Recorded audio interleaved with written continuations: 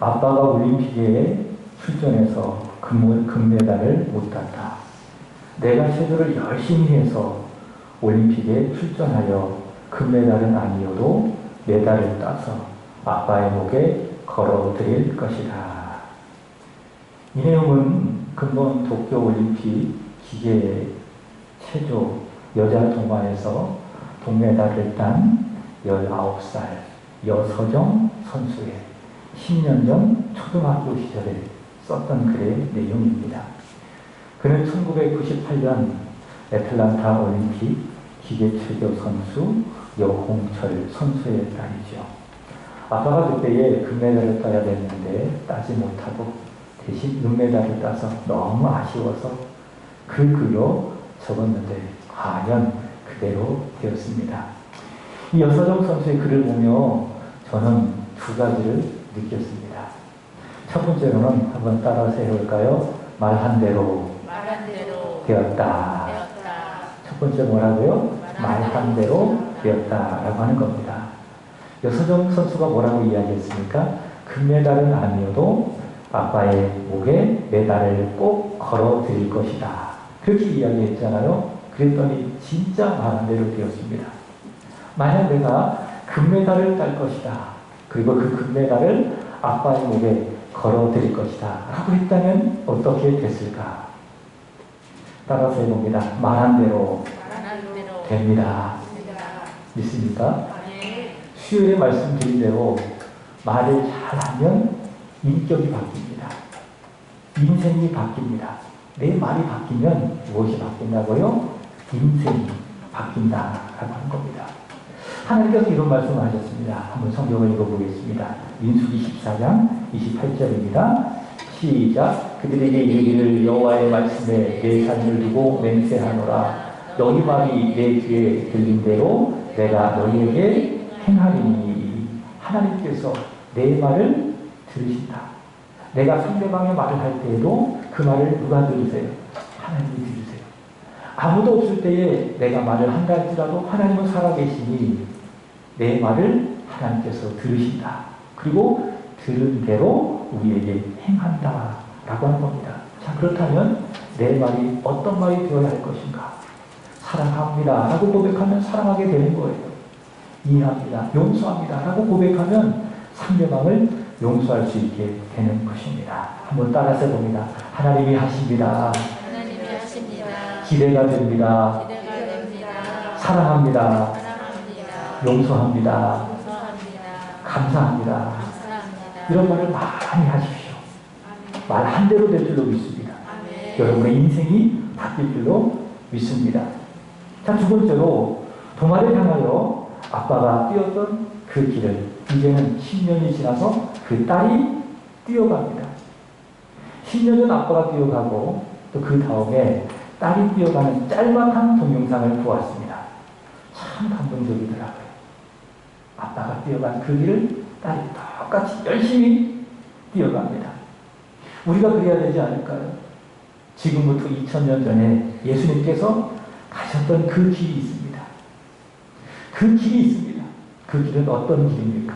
고난의 길, 십자가의 길, 좁은 길. 그 길을 예수님께서 가셨고요.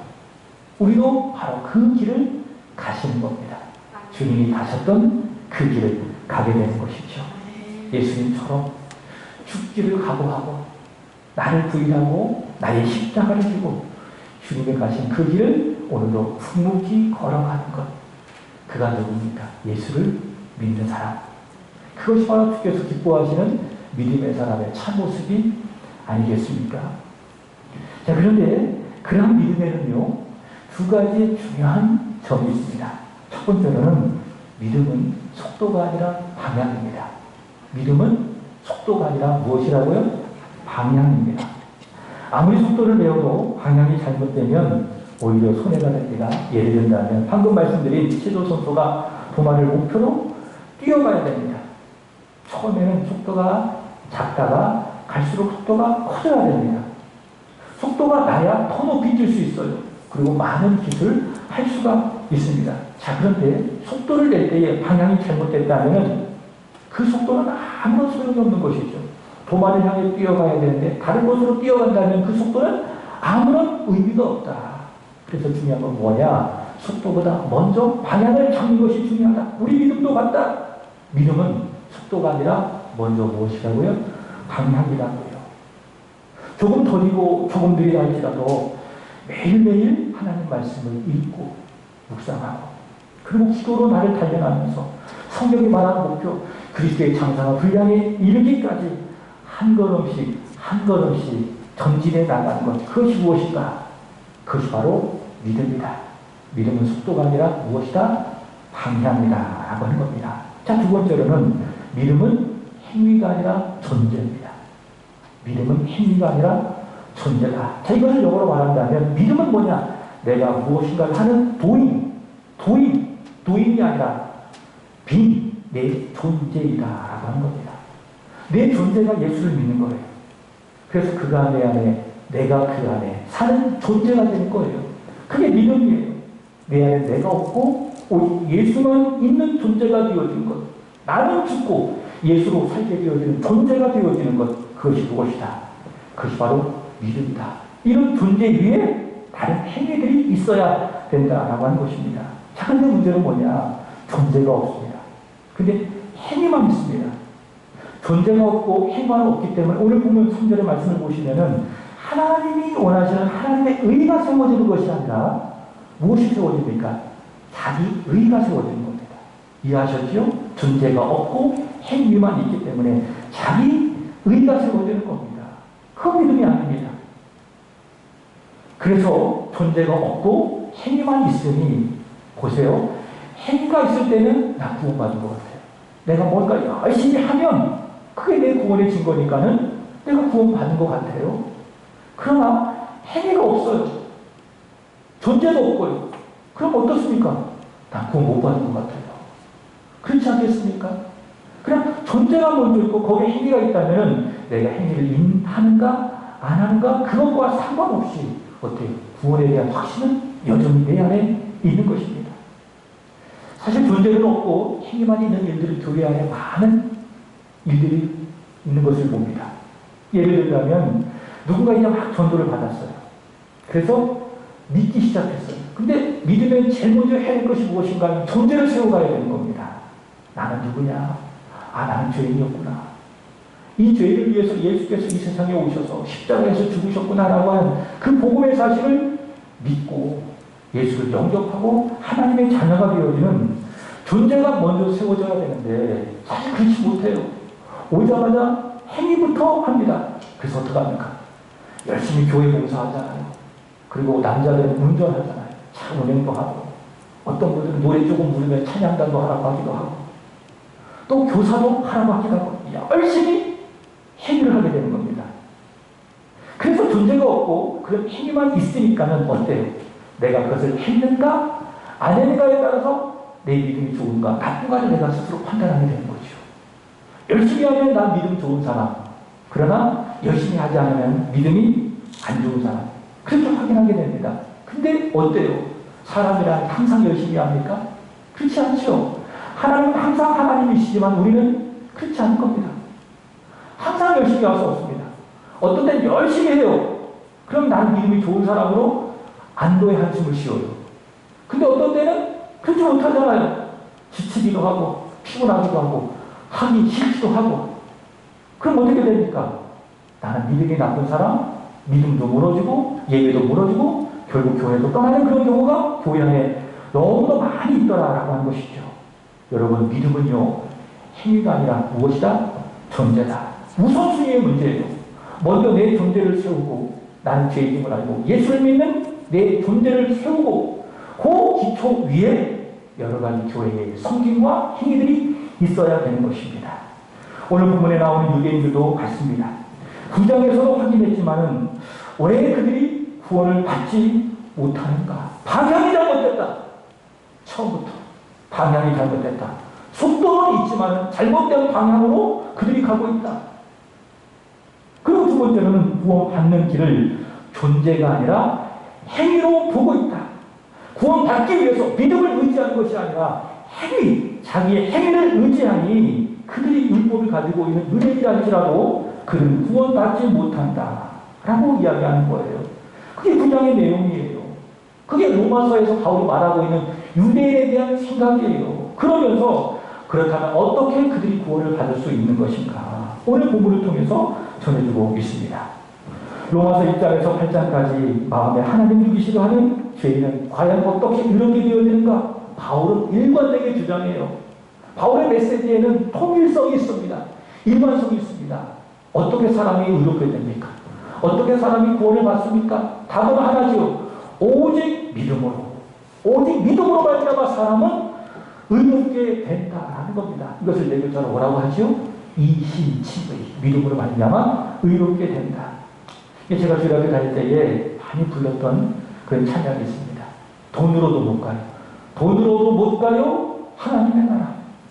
마음 착해도 못 가요. 하나님의 나라. 벼슬로도 못 가요. 하나님의 나라. 어떻게 하나님의 나라가 합니까? 믿음으로 가는 나라, 하나님 나라. 거듭나면 가는 나라, 하나님 나라. 그래서 아직도 기억이 나요. 그래서 그 찬양은 진리예요. 그 찬양은 복음입니다. 여러분, 사람이 의롭게 되는 것은 행위가 아닙니다. 오직 믿음에 있습니다. 예수님 나를 위해서 십자가에서 죽으시고 부활하셨다라고 하는 그 복음, 그 복음을 아무런 의심 없이 내 마음에 받아들이면, 믿으면 그 믿음을 통해서 내 구원에 필요한 하나님의 의, 예수께서 십자가에 있어서 이루신 그 하나님의 의가 나에게 믿음으로 말미암아 전가되는 겁니다. 그럼 하나님께서는 믿음으로 말미암아 내게 미친 그 하나님의 의를 다 보시고 너는 죄인이 아니야, 너는 의로운 사람이야 라고 우리를 인정해 주시는 것입니다. 그것이 바로 이신칭의 로마서 1장부터 8장까지 바울이 전한 내용입니다. 자, 그러면 사람의 행위가 아니라 오직 믿음으로만 의롭게 되어진다면 스스로 구원받았다고 자부하는 하나님의 백성, 유대인의 구원의 문제는 어떻게 되는 것인가? 바로 그 문제에 대해서 사도 바울은 지난번부터 읽었던 로마서 9장에서 그리고 오늘 읽었던 10장 그리고 11장까지 그 답을 말하고 있습니다. 로마서 9장 4절 5절 말씀해 보시면 그들에게는요 양자들이 있습니다. 하나님의 아들이에요, 하나님의 딸이에요. 그들에게 율법이 있습니다. 언약들이 있고 예배가 있고 영광이 있고 여러 약속들이 있습니다. 육신으로 한다면 그들의 혈통을 통해서 누가 나셨어요? 그리스도가 나셨습니다. 그럼에도 불구하고 왜 그들은 구원받지 못하는가? 왜 의롭게 되지 못하는가? 이 문제에 대하여 사도 바울은 우리가 지난번에 살폈던 로마서 9장에서 두 가지 입장에서 전했습니다. 첫 번째로는 하나님의 입장, 두 번째로는 사람의 입장. 첫 번째 하나님의 입장, 하나님의 선택입니다. 율법을 소유하고 혈통적으로 유대인이라고 하여서 그들 전부가 다 구원받는 것이 아닙니다. 유대인이라고 해서 유대인족 전부가 다 구원받는 것이 아니라는 거예요. 오늘 유대인들이 다 그런 생각을 갖고 있습니다. 우리 혈통적으로 아브라함의 자손이요, 우리는 이스라엘 사람, 하나님이 선택하신 유대인이기 때문에 우리는 구원을 받는다. 다 그들이 민족적인 구원관을 갖고 있습니다. 그러나 바울은 그렇게 이야기하지 않습니다. 다 구원받는 것이 아니라, 너희가 유대인이라고 해서 다 구원받는 것이 아니라 하나님께서 택하신 자가 구원을 받는다. 그가 누구예요? 지난주 말씀드렸던 남은 자예요. 이사야가 분명히 이야기했죠. 유대인들의 수가 한데 별처럼 많이 있다 할지라도 오직 누구만 구원받아요? 남은 자만 구원을 받는다. 바로 그 사실을 바울은 이야기합니다. 두 번째로는 유대인의 입장입니다. 우리 성경을 보겠습니다. 로마서 9장 32절입니다. 시작. 어찌 그러하냐? 이는 그들이 믿음을 의지하지 않고 행위를 의지하니라 부딪힐 돌에 부딪혔느니라. 자, 구원을 받기 위해서 의지해야 될 것이 있습니다. 무엇을 의지해야 돼요? 믿음을 의지해야 돼요. 예수를 믿는 믿음을 의지해야 돼요.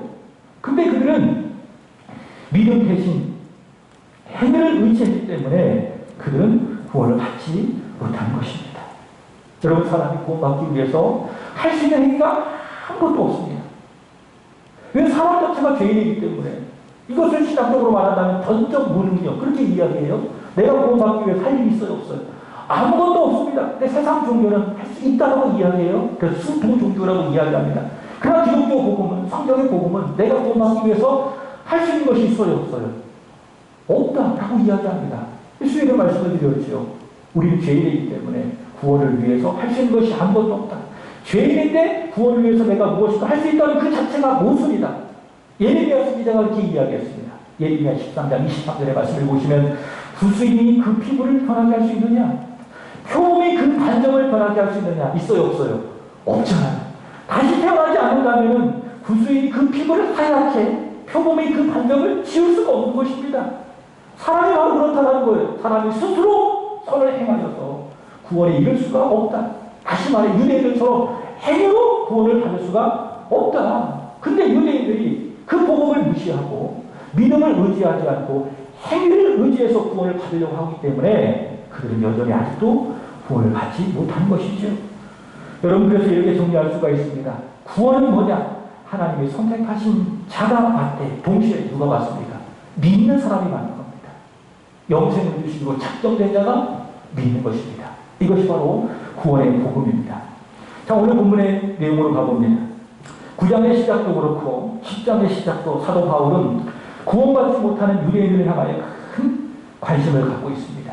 9장에서 뭐라고 이야기해요? 하나님, 내 동족, 내 친척이 예수를 믿고 구원을 받을 수 있다면 제가 그리스도에게서 끊어질지라도 저는 그것을 간절히 원합니다. 그렇게 기도를 했습니다.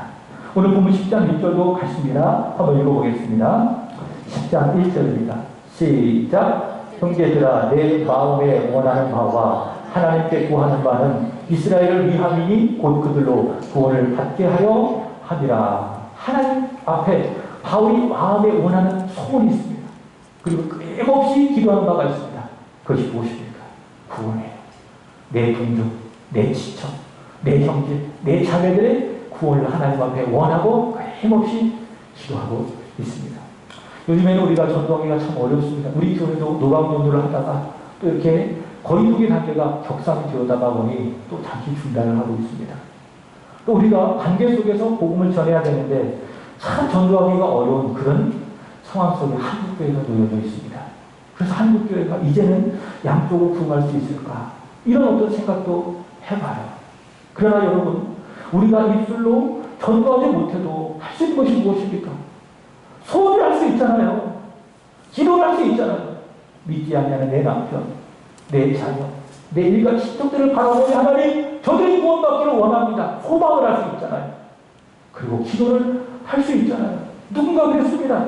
기도와 전도는 50대 50입니다. 다시 말해, 전도하기 위해서 반드시 기도해야 되고 기도하는 사람은 반드시 전도한다. 그래서 전도의 시작은 기도다. 기도하면 전도는 다는 이루어질 것이다. 우리가 완벽하게 전도를 할 수 없지만 무엇을 할 수 있어요? 기도를 할 수 있는 것입니다. 열심히 바울처럼 하나님 앞에 기도하는 거예요. 하나님, 믿지 않는 누구누구가 하나님 앞에 구원을 받기를 원합니다. 그들이 예수 믿고 구원받기를 간절히 원합니다. 원하고 하나님 앞에 기도할 수 있지 않겠습니까? 사도 바울은 구원받지 못하는 자신의 동족들을 바라보며 안타깝고 그래서 하나님께 구원을 위해서 기도하고 있는 것이지요. 자, 그렇다면 바울의 이런 안타까움에도 불구하고 왜 유대인들은 구원을 받지 못하는가? 우리 2절을 읽어보겠습니다. 시작. 내가 증언하노니 그들이 하나님께 열심히 있으나 올바른 지식을 따른 것이 아니니라. 아멘. 자, 유대인들의 구원관이 있습니다. 그것은 무엇인가 하면 율법을 지키는 행위에 있다고 믿었어요. 그래서 하나님께 율법에 열심만 있다면 그것이 나를 구원한다. 왜 하나님이 우리에게 왜 율법을 주셨냐? 지키라고 준 건 아니냐? 왜 하나님께서 다른 민족에게는 없는 이 율법을, 이 십계명을 우리에게 주셨느냐? 지키라고 주신 것이 아니냐? 그래서 그들은 오늘 바울이 말하는 것처럼 하나님께 열심을 가지고 율법을 열심히 지킵니다. 구원받기 위해서. 누가복음 18장 22절의 말씀을 보시면은 바리새인들은 유대인 아니겠습니까? 1회에 2번씩 금식해요. 소득의 11조를 철저하게 듭니다. 누가복음 18장 21절의 말씀을 보시면은 거기 한 관리가 나오는데 어떤 성경에는 한 청년이라고 이야기하고 있는데 율법이 요구한 모든 계명들을 다 지켰다. 어려서부터 지켰대요. 어려서부터 빠짐없이 다 지켰다라고 이야기합니다. 굉장히 열심히 했죠. 처음 어린 그 시절부터 하나님의 율법을 알고 율법을 묵상하고 율법을 철저하게 지켜해갔다. 오늘 이 복음을 기록한 사도 바울도 마찬가지죠. 빌립보서 3장 6절의 말씀을 보시면은 나는 누구냐? 나는 율법의 의로 흠이 없는 사람이다. 이런 사람이었어요. 얼마나 열심입니까? 십계명에 있는 모든 말씀, 그에게서 파생되어진 모든 율법의 요구들을 유대인들은 철저하게 하나님께 열심을 가지고 지킨다라고 하는 것입니다. 근데 안타깝게도 그렇게 열심히 율법을 지키지만 그들이 구원을 받지 못한 거예요. 여러분, 왜 하나님께서 그들이 열심히 율법을 지키지만은 왜 구원받지 못하는 그런 율법을 주셨는가? 왜 하나님께서 그들에게 율법을 주셨겠어요? 다른 민족에게 없는 구원을 위한 조건으로 주신 것이 아닙니다. 자, 보세요. 로마서 3장 20절. 그들이 열심히 지키는 율법의 의미가 무엇인지 시작. 그러므로 율법의 행위로 그의 앞에서 의롭다 하심 얻을 육체가 없나니 율법으로는 죄를 깨달으리라. 하나님께서 왜 이스라엘 백성에게 율법을 주셨는가? 지켜 행하여 구원받으라고 구원의 조건으로 주신 것이 아니라 깨달으라고. 너는 율법을 완벽히 지킨다고 하지만 너는 머리부터 발끝까지 죄인이다 라는 사실을 깨닫고요. 그리고 본문 보세요. 4절 보겠습니다. 시작. 그리스도는 모든 믿는 자에게 의를 이루기 위하여 율법의 마침이 되시리라. 나는 율법을 지킬 수 없지만 예수 그리스도는 의로우신 분이시기 때문에 율법을 완전히 지키셨어요.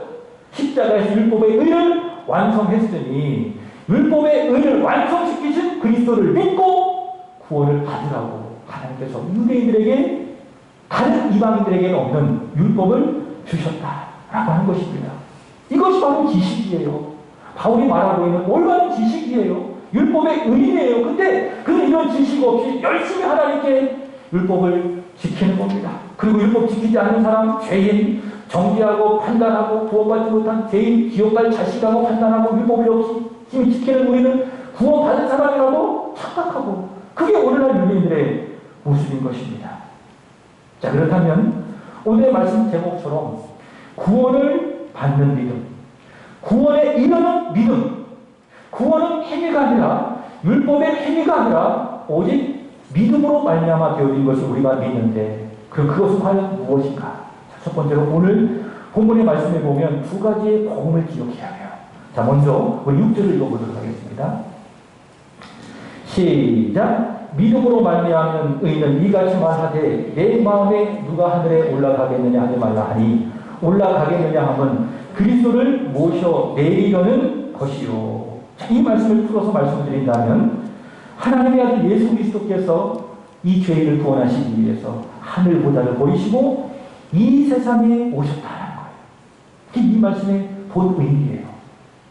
여러분, 내가 원해서 오신 것이 아닙니다. 주님, 나를 구원하시기 위해서 오셔주세요. 이런 마음을 갖고 있기 때문에 주님이 이 세상에 내려온 것이 아닙니다. 이 말씀처럼 내 의지로 그리스도를 하늘에서 모셔내린 것이 아니죠. 여러분, 우리는 누굽니까? 죄인입니다. 전적 무능력한 구원에 대해서 의지도 없고 생각도 없고 할 수 있는 능력도 없는 전적으로 무력한 죄인입니다. 그렇기 때문에 우리는 구원에 대해서, 그리스도에 대해서 전혀 관심이 없었습니다. 그게 우리의 모습이었어요. 그러나 하나님, 요한복음 3장 16절의 말씀처럼 하나님이 그런 우리를 사랑하셨어요. 그리고 어떻게 하셨습니까? 독생자를 주셨어요. 하늘에서 우리를 구원하시기 위해서 독생자를 주셨다. 그래서 구원의 시작은 나에게 있지 않아요. 누구에게 있습니까? 하나님에게 있습니다. 하나님께서 나를 위해서 그리스도 예수를 이 세상에 보내셨다라고 하는 거예요. 그리고 두 번째로는 7절 읽어보겠습니다. 시작. 혹은 누가 무적에게 내려가겠느냐 하지 말라 하니 내려가겠느냐 함은 그리스도를 죽은 자 가운데서 모셔 올리려는 것이라. 이 말씀은 무엇인가? 하나님께서 내 구원을 위해서 보내신 예수 그리스도께서 보세요. 죽은 자 가운데서 모셔 올리는 것이다. 죽은 자 가운데서 다시 살아나셨다. 하나님의 아들 주 예수 그리스도께서 나를 위해서 이 세상에 오시고 나의 죄를 다 짊어지시고 십자가에서 죽으셨다가 다시 살아나셨다라고 하는 거예요. 이게 두 가지의 내용이에요. 근데 이걸 뭐라고 이야기하는가? 복음이라고 이야기하는데 8절 보세요. 시작. 그러면 무엇을 말하느냐? 말씀이 내게 가까워 내 입에 있으며 내 마음에 있다 하였으니 곧 우리가 전파하는 믿음의 말씀이라. 이것이 말씀이에요. 하나님이 이처럼 나를 사랑하셔서 하나님의 아들 그리스도를 이 세상에 보내셨다. 그가 나를 위하여 십자가에서 죽으셨지만 다시 부활하셨다. 이것이 무엇이라고요? 이것이 말씀이에요. 이것이 바로 무엇입니까? 8절 보세요. 믿음의 말씀이에요. 바울이 전파하는 믿음의 말씀입니다. 자, 근데 보세요. 그 말씀이 8절 보십시오. 어디에 있다고요? 내게 가까이 있다. 참 은혜가 되죠? 그 말씀이, 그 믿음의 말씀이 먼 곳에 있는 것이 아니라 내게 가까이 있다. 그 다음에 어디에 있다? 내 입이 있다. 그리고 내 말씀에 있다. 여러분 그렇지 않아요? 말씀이 들리니까요. 말씀이 가까이 있는 거예요. 이 시간도 마찬가지예요. 말씀은 먼 곳에 있지 않아요. 지금 가까이 있습니다. 여러분 그 말씀을 들으니 그 말씀이 어디에 있어요? 내 입에 있어요. 그리고 여러분 그 말씀을 들으니 그 말씀이 어디에 있어요? 내 마음에 있습니다. 하나님께서 복음 전도자를 통해서 이 땅의 설교자를 통해서 선포되어지는 믿음의 말씀이 가까이 있다. 내 입에 있다. 내 마음에 있다. 그렇다면 그 말씀을 어떻게 해야 되는가? 어떻게 해야 돼요? 믿어야 돼요. 내 입에 있고 내 마음에 있는 그 믿음의 말씀을 내가 뭐하면 믿으면 그로 말미암아 구원을 받는다라고 하는 거예요. 율법을 지키는 행위로, 열심히 율법을 지키는 행위로 사람이 의롭게 되는 것이 아니라 바울을 통해서 복음 전도자를 통해서 선포되어지는 믿음의 말씀, 하나님의 말씀을 내가 믿으면 그 믿음으로 말미암아 사람은 구원을 받게 된다라고 하는 것이지요. 자, 9절 보시기 바랍니다. 그렇다면 그 믿음은 과연 무엇인가 하는 거예요. 우리 9절 보겠습니다. 시작. 내가 만일 내 입으로 예수를 주로 시인하여 또 하나님께서 그를 죽은 자 가운데서 살리신 것을 내 마음에 믿으면 구원을 받으리라. 자, 그래서 여러분 구원의 이름은, 믿음은 과연 무엇인가? 두 가지. 첫 번째 시인이에요. 예수는 나의 주님이십니다. 뭐 해야 돼요? 시인한 겁니다. 고백한 겁니다. 내 입술로 하나님 앞에 고백한 겁니다. 구별의 말씀을 드렸죠. 찬양할 때 무엇으로 찬양하자고요? 입술로 찬양하자. 그게 찬양입니다. 기도도 마찬가지입니다. 소리내지 아니하고 묵상으로 드리는 기도도 있지만은 소리내어 하나님 앞에 기도하자. 믿음도 마찬가지요. 예수님은 나의 주인이십니다.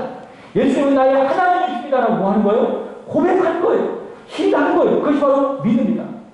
그리고 하나님께서 그 예수님을 죽은 자 가운데서 살리신 바로 그것을, 그의 십자가와 부활을 내 마음에 믿는 것, 그것이 바로 믿음이며 그 믿음으로 말미암아 구원에 이를 수 있다라고 하는 것이죠. 여러분, 하나님이 나를 사랑하셔서 독생자를 세상에 보내시고 그에게 우리 모든 죄를 짊어지게 하시고 고난받게 하시고 십자가에 죽게 하시고 다시 살리셨습니다. 그것이 바로 말씀입니다. 그것이 바로 믿음의 말씀입니다.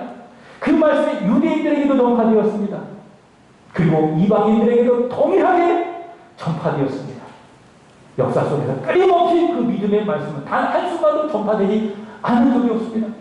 이 코로나 상황에도 마찬가지예요. 이 땅의 교회가 존재하는 한 이 믿음의 말씀이 끊임없이 전파될 것입니다. 하나님의 아들 예수 그리스도, 그분이 우리 땅에 이 세상에 오셨다. 그가 오늘 대신하여 십자가에서 죽으셨다. 다시 부활하셨다라고 하는 믿음의 말씀은 끊임없이 전파될 것입니다. 근데 그 말씀이 아주 가까운 거죠. 멀린 것이 아닙니다. 듣는 사람들의 입에 있습니다. 들었기 때문에 마음에 있는 것입니다. 근데 모두가 다 똑같이 그 말씀을 듣고 있지만은, 입에 있고 마음에 있는 하나님의 말씀을 듣고 있지만은 어떤 사람은 구원받지 못해요. 어떤 사람은 구원받아요. 원인이 어디에 있는가? 어디에 있습니까? 그 말씀을 내 곳으로 삼는 믿음이 없는 것입니다. 가까운 하나님의 말씀, 내 입에 있고 내 마음에 있는 하나님의 말씀을 내가 뭐하면, 믿으면, 내 것으로 삼으면, 입으로 시인하고 마음으로 믿으면 그로 말미암아 구원을 받게 되는 것이죠. 10절도 보시기 바랍니다. 10절도 같아요. 시작. 사람이 마음으로 뭐해? 믿어 의에 이르고 입으로 시인하여 구원에 이르느니라. 여기에 행위가 있어요? 내 노력이 있어요? 구원받기 위해서 없습니다. 그저 내 입에 있는, 내 마음에 있는 하나님의 말씀을 시인하는 거예요. 그리고 믿는 거예요. 그 구원이 되게 되는 것입니다. 11절도 마찬가지입니다. 성경에 이르되 누구든지 그를 믿는 자는, 내 입에 있고 내 마음에 있는 하나님의 말씀을 믿고 시인하는 자는 결코 부끄러움을 당하지 않으리라. 구원을 받으리라. 13절 누구든지 주의 이름을 부르는 자는, 믿는 자는 구원을 받으리라. 계속 강조하고 있지 않겠습니까?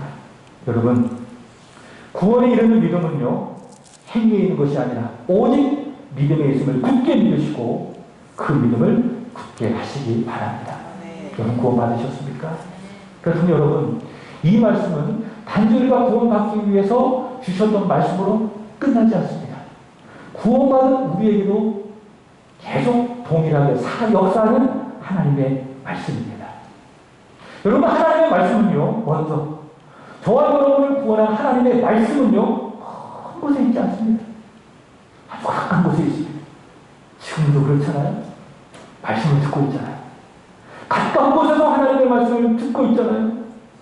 그리고 그 말씀이 지금 내 입에 있습니다. 그리고 어디에 있어요? 내 마음에 있습니다. 느껴지십니까? 느끼셔야 돼요. 이게 믿음이에요. 아, 말씀이 들려진다. 그 말씀이 내 입에 있구나. 물소리보다 더 달구나. 내 마음에 세상의 생각이 없고 하나님의 말씀이 있구나.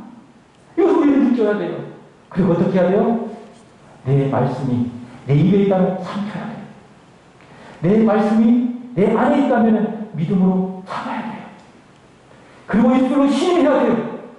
마음으로 믿어야 돼요. 그러면 여러분 그 말씀이 여러분의 영혼의 뼈가 됩니다. 여러분의 영혼의 살이 됩니다. 그럼 내 영혼이 건강해지는 거예요. 그럼 영혼이 잘 되면 범사도 잘 되고 그럼 육신도 강건하게 되는 겁니다. 여러분 내 영혼이 피곤해요. 자꾸 짜증나요. 원망 섞인 말들을 많이 하고 있습니다. 환경에 따라 감사가 사라지고 있습니다. 왜 그렇습니까? 다 원인이 있어요. 믿음으로 보고 믿음을 해석하면 내 영혼의 문제예요. 내 입에 말씀이 없는 거예요. 내 마음에 말씀이 없는 거예요. 그러니까 자꾸 원망이 생기죠. 내 안에 죄성이 살아나면서 환경 때문에 불평하고 원망하고.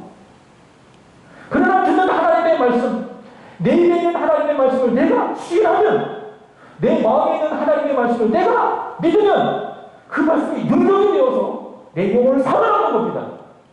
그리고 감사하게 되고 기뻐하게 되고 기도하게 되어지고 불평과 원망보다는 감사의 삶을 살아가게 되는 것이고요. 믿습니까?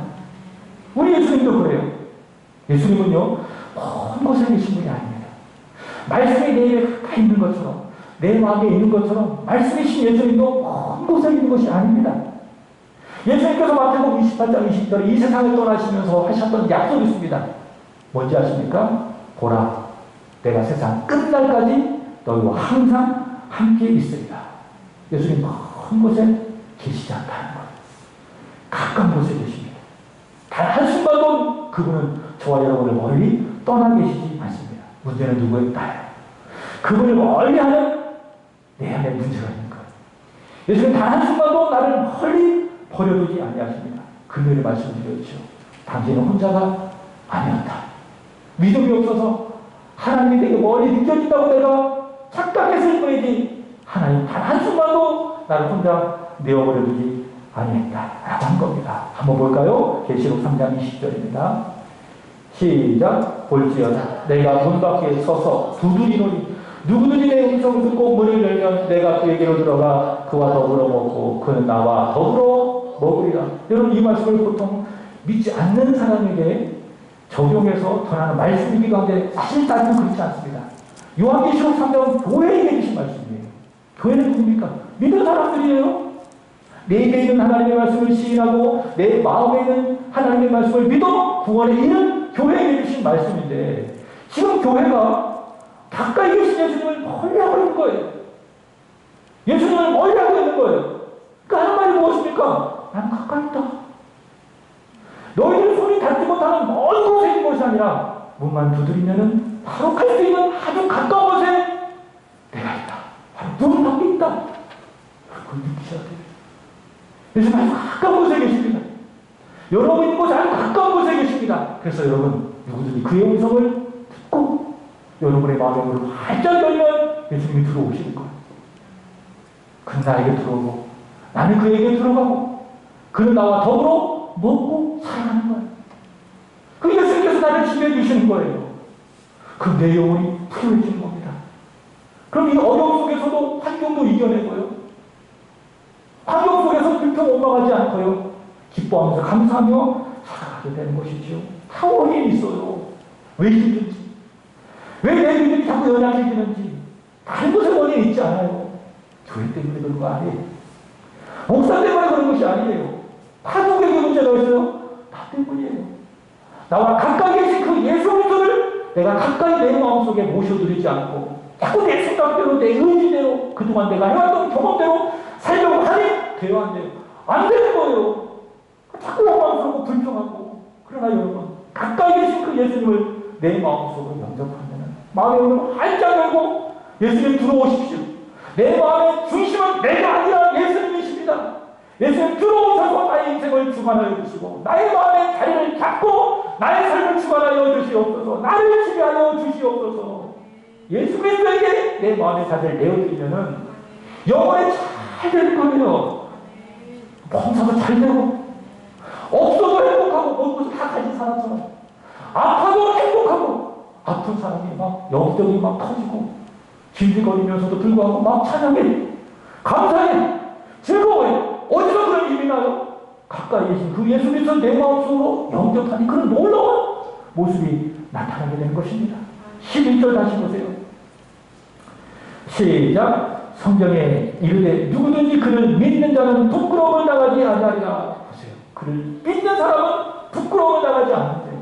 여러분 세상은요. 세상에 물질이 부족하잖아요. 그럼 부끄러운 거예요. 소위 말해 쪽팔려요. 없으면. 그리고 아프잖아요. 그럼 처음에는 불쌍히 여겨도 자꾸 아파요 그러면은 사람들이 처음에는 관심을 가는 듯하지만 자꾸 멀리 갑니다. 어떻게 보면 건강과 부가 사람이 부끄러움을 당하지 않는 기본적인 조건입니다. 그래서 사람들이 미친듯이 일하잖아요. 돈 벌기 위해서. 왜 부끄러움 안 당해요? 건강도 그렇잖아요. 그렇게 건강에 관심을 많이 갖잖아요. 육신이 아프고 부끄러워서 남에게 창피당하지 않으려고 스스로 건강을 잘 챙겨가지 않습니까? 그죠? 그러나 여러분 우리 믿음의 사람에는 그런 것이 부끄러운 것이 아닙니다. 물질이 없는 것이 부끄러운 것이 아닙니다. 건강하지 못한 것이 부끄러운 것이 아닙니다. 세상의 조건들 내가 갖추지 못한 것이 전혀 부끄러운 것이 아니에요. 우리 믿음의 사람의 부끄러운 것이 무엇입니까? 예수께서 내 마음에 계신데 그분을 나의 집으로 모셔드리지 못하는 것이 그게 부끄러움이에요. 내 마음에 한편 곁에있고 나의 인생의 주인을 내 주인으로 삼고 살아가는 것이 그것이 부끄러움입니다. 인생에 많은 어려움이 있습니다. 곤고함이 있습니다. 기도가 다른 줄 알면서도 불구하고 하나님 앞에 나와 기도하지 않는 것이 그것이 무엇이에요? 그게 부끄러움이에요. 다른 것이 부끄러움이 아닌 것입니다. 여러분 보세요. 그를 믿는 자는 부끄러움을 당하지 않는다. 내 마음에 계신 예수 그리스도를 내 마음속으로 영접하는 자는 부끄러움을 당하지 않느니라. 내 입에 있고 내 말씀에 있는 하나님의 말씀을 내 것으로 삼고 시인하는 자는 결코 부끄러움을 당하지 않느니라. 여러분 예수를 믿으십시오. 예수를 내 마음속으로 깊이 영접하십시오. 하나님의 말씀을 여러분의 것으로 삼으십시오. 말씀 여러분을 통치합니다. 그리스도 예수께서 여러분을 다스려 주십니다. 그러면 여러분 부족해도 여러분 모든 것을 다 가진 사람이 됩니다. 결코 부끄럽지 않은 모습으로 하나님 앞에 존귀한 자로 여러분의 인생을 살아가게 될 줄로 믿습니다. 그것이 바로 무엇인가? 구원의 이런 믿음.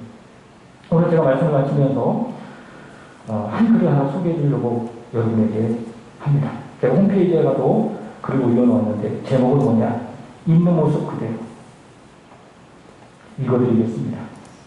내가 연약하여 지치고 힘들 때에 내 팔에 앉아 편히 쉬거라. 내가 무엇을 특별히 하지 않아도 내가 너를 사랑하기에 내 피로 내 허물을 덮었단다. 내 힘으로 살아가는 것이 아니라 나를 믿음으로 살아가는 거야. 이 약속을 내게 은혜로 주었지. 그러나 내가 여전히 행위로 얻으려고 하는 율법 안에 살아간다면 믿음은 무의미하며 약속은 헛될 것이다. 그러나 이것만큼은 기억하여 내가 내 죄로 인하여 죽음을 당했지만 내가 너를 의롭게 여기기 위하여 죽음에서 부활했단다. 너는 오직 믿음으로 온전해질 수 있지. 그러니 이젠 너의 의를 내려놓고 내 의를 힘입어 살아가자. 내 품에 푹 안기렴. 있는 모습 그대로 내게 와서 편히 쉬어라. 내가 너를 꼭 안아주리라. 기도하겠습니다. 하나님 아버지 감사합니다. 하나님의 말씀 결코 먼 곳에 있지 않습니다. 오늘 말씀처럼 내 입에 있고 내 마음에 있나이다. 나를 위해서 이 세상에 오시고 십자가에서 죽으신 예수 그리스도, 그분의 말씀, 예수님 결코 먼 곳에 계시지 않습니다. 이 시간 나의 마음에 계십니다. 다시 한번 그 말씀을, 예수님의 말씀을, 예수님을 나의 구주로, 나의 말씀으로 믿고 고백합니다.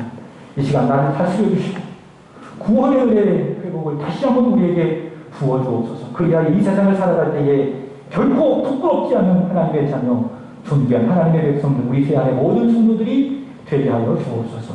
구주 예수님의 이름으로 기도합나이다. 아멘. 이렇게